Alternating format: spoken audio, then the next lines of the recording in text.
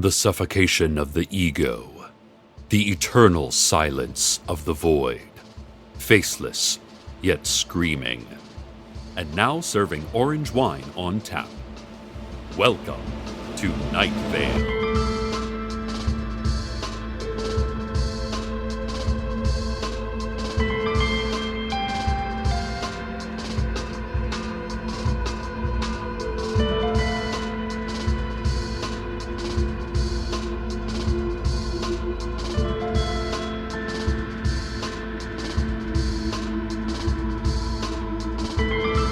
Listeners, we have a new sponsor.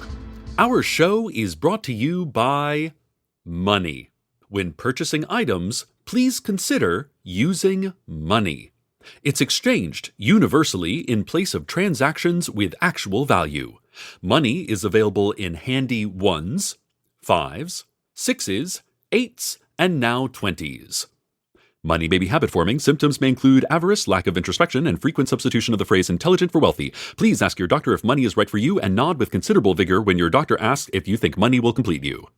We have a visitor who I'm just now learning about. I've been handed a note by my new intern, Gustav. Gustav says station management has ordered him to bring this guest immediately to the studio. Gustav, are you missing an eye? Gustav is nodding. Okay, let's see. The note says, to please welcome... Oh. What? Wow. Wow. Gustav, is this real? Okay, it is my honor and my privilege to welcome to the show, Hugh Jackman. Hi. Wait, you're not the Hugh Jackman, right? I like to think I am. Yeah, you're not. But my children think I'm the real Hugh Jackman, so... Your children are wrong. But go on, Mr. Hugh Jackman. My name is Hugh Jackman, and... but not the Hugh Jackman. Here's my card. Oh. Hugh's business card is a hologram he's projected straight onto my fingers. Says he's the senior vice president in charge of dreamfluencing at eGemony? It's pronounced eGemony. Oh, so it sounds just like head. I'm here to solve a funny little mystery. I just need to open my briefcase here. Take a look at this.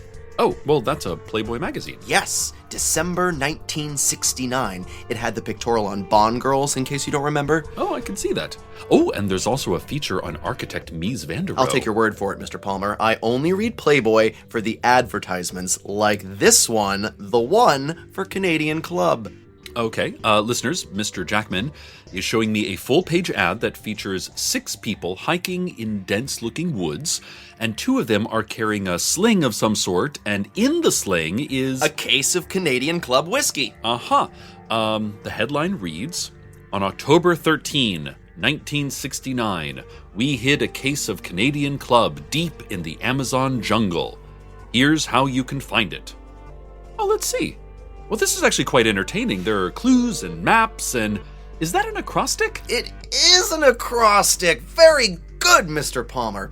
It's a clue to where the case was buried. Now, from 1967 to 1973, Hiram Walker Distilled Spirits, DBA Canadian Club, ran a contest where they hid 21 cases of Canadian Club whiskey throughout the world, from the densest alleys of Jakarta to the skyscrapers of Manhattan, the cable car tracks of San Francisco, on cobblestone streets in London, under 30 feet of water in the Great Barrier Reef. They ran ads with clues about how to find them, and find them the people of the world did. Every single case was recovered. That's remarkable. Mr. Palmer, we hid a case under the ice caps of the North Pole, and people found it. We dropped one on Mount Everest. Mountains? So why do you think people wanted to find them so badly? As far as we can tell, it has to do with people's desire to have alcohol. Ironically, it sank the contest. People weren't buying Canadian Club.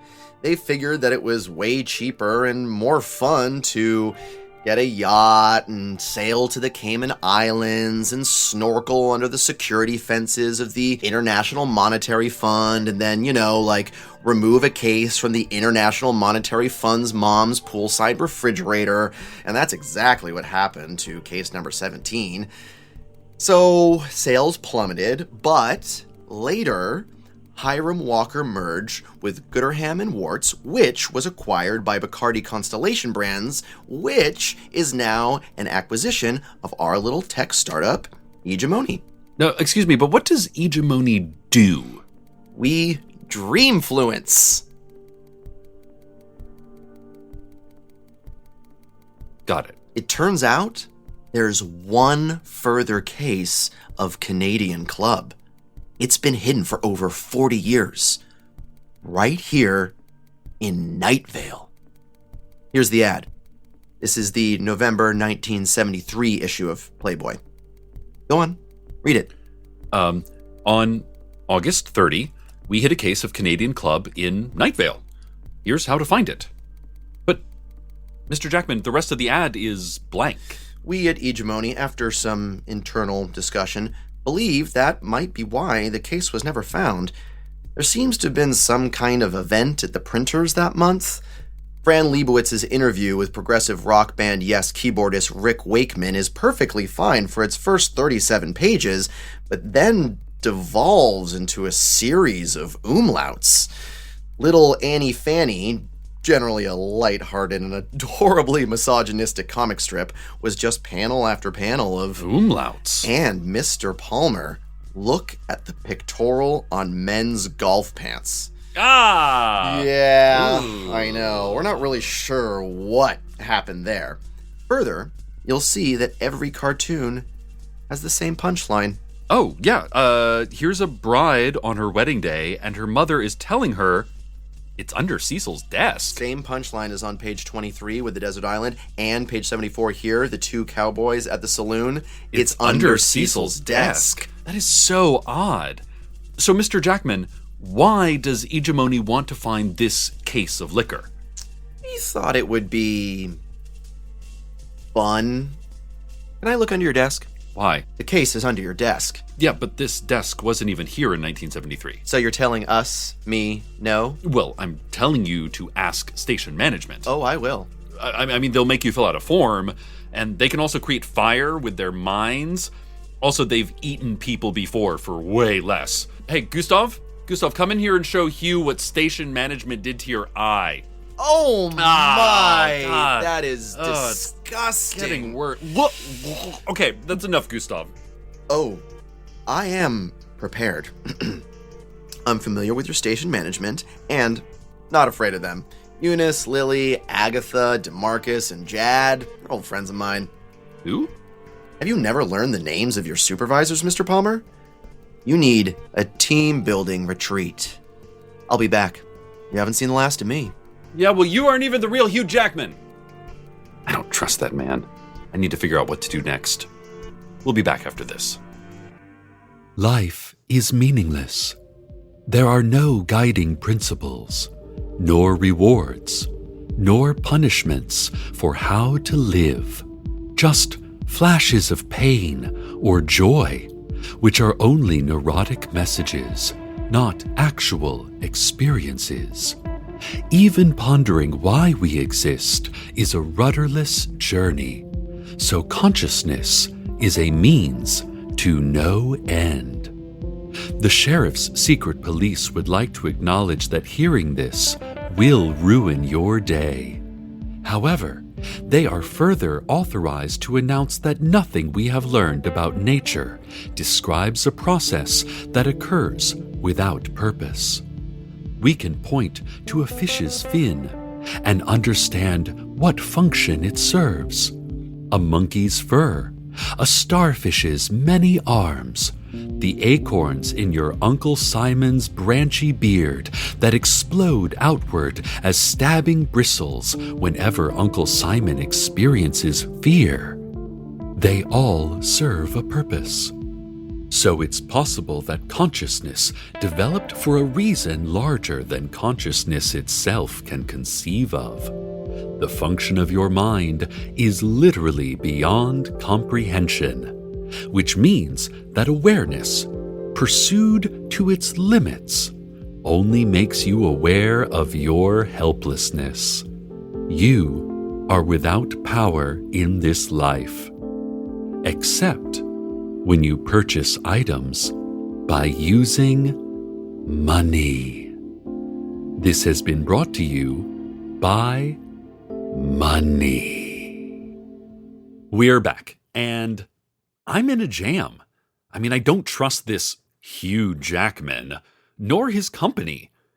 After what StrexCorp did to our town, I'm a bit wary of any business conglomerate. Although, eGemony does seem different, friendlier. But what is this thing with looking under my desk? I'm not sure I should even look under my desk. What if I find it? What if I don't find it? Every time I've hidden under my desk, I've closed my eyes, and for good reason. I'm so distracted I lost my notes, and now I don't even know what the news was supposed to be. And Gustav went to go buy some cotton balls and antibacterial spray for his missing eye. Honestly, I've never really looked at any of these magazines before. Playboy was for other boys and girls. Oh, interesting. Listeners, did you know that Playboy magazine has a bunch of pictures of women across various careers with in-depth profiles on their lives? I did not know this.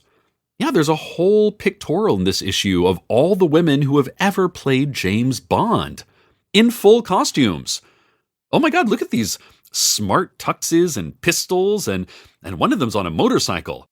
In the middle of the magazine, there's even a fold-out photo of a woman in coveralls and a hard hat leading a volunteer construction crew who's building houses in a hurricane-ravaged Nova Scotia. Oh, and on the other side of the fold-out, there's a Playmate questionnaire. Let's see, her turn-offs include impatient people and tick bites. I agree with that. And her turn-ons include groovy people, good food, overwhelming feelings of dread, chanting, and all hail the glow cloud. All hail the glow cloud. Yes! The Playmate's name is Missy Wilkes. Missy Wilkes? Could that be the Missy Wilkes who lives over on Kessler Street here in Night Vale? They do have similar eyes and tendrils. I wonder if it's possible that she knows where the case of Canadian Club is. Well, let's see. MISSYWILKS. Hello. Hello, is this Missy Wilkes? This is Cecil Palmer from the radio station. It's a little hard to explain why I'm calling, but... Have you looked under your desk? Oh, not yet. Should I? I kind of don't want to. Cecil, I've been waiting for this phone call for over 40 years. You must look under your desk. The future of Night Vale depends on it. Have you been doing anything else? Pardon? 40 years? Well, no, not really. Raised a family. I shot a guy once. But you're stalling, Cecil. I'm not stalling, but we really should get to today's weather. And we're back. Have you looked under the... No, I've not looked under my desk. Come on, Cecil. Wait, why does Mr. Jackman want this so badly? It's why they put cases everywhere on the planet. They knew that leaving an item in place long enough allows it to absorb the spirit of the area. That case is now infused with the soul of Night Vale. No one actually recovered those other cases. eGemony recovered them after they bought all the other parent companies of Canadian Club. They're going to send out one of their corporate prize contest and sweepstakes buzz marketing street teams to dreamfluence anyone who stands in their way. If eGemony finds it before you do, they will drink Night Vale's soul. The same way they've drunk the soul of all the other cities. Wait, that makes no sense. They've recovered a bunch of these across the world. Are you saying that Manhattan, San Francisco, London, the Great Barrier Reef, and the Cayman Islands don't have souls anymore? Cecil. Oh my God, you're right. Okay then, all right, I'm going to look. I am looking under my desk. And I am finding nothing. There's nothing under here. Huh? Wait. Oh, wait. What? A pushpin, a red one, and it's holding an envelope to the underside of the desk. Is it manila? Yes, and it's addressed to me. There's a letter inside. It's written on papyrus, and you can tell it's very old because it's written in cursive.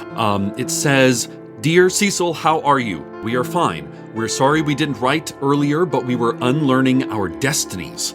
We had to unlearn so many things. Small steps, then larger ones, then larger until we were almost flying, but not quite flying because we had to unlearn our expectations and then unlearn our limitations. So we gave up on flying because that turns out not to work regardless of your expectations and no matter what you unlearn. So we relearned what we needed to. We've relearned so many essential things, Cecil, about work and love and complaining about work and love and we took the case of booze. If you want to find us, you'll know us by our sign, and then it's signed with a smear of foam. Now wait, this isn't just any foam, hold on. Cappuccino. Oh my goodness, I have to tell Ms. Wilkes that... I'm still here. Oh, Miss Wilkes, I know where the case of Canadian Club is. Where? It's in the cavelands outside of town. It's been taken by the baristas. Cecil, this is the worst possible news. The baristas are no match for buzz marketing street teams.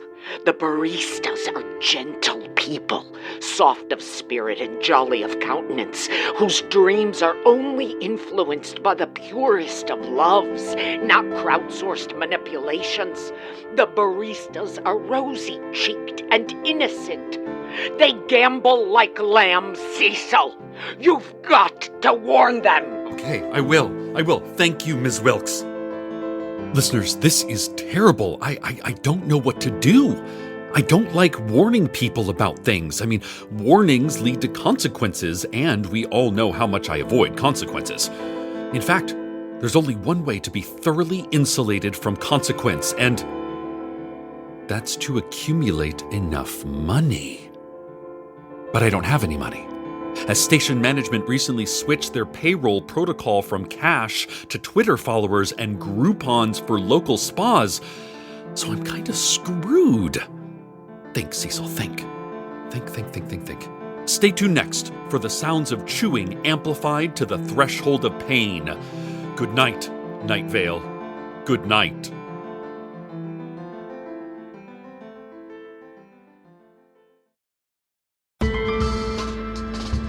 Welcome to Night Vale is a production of Night Vale Presents. This episode was written by Glenn David Gold with Joseph Fink and Jeffrey Craner, and produced by Joseph Fink.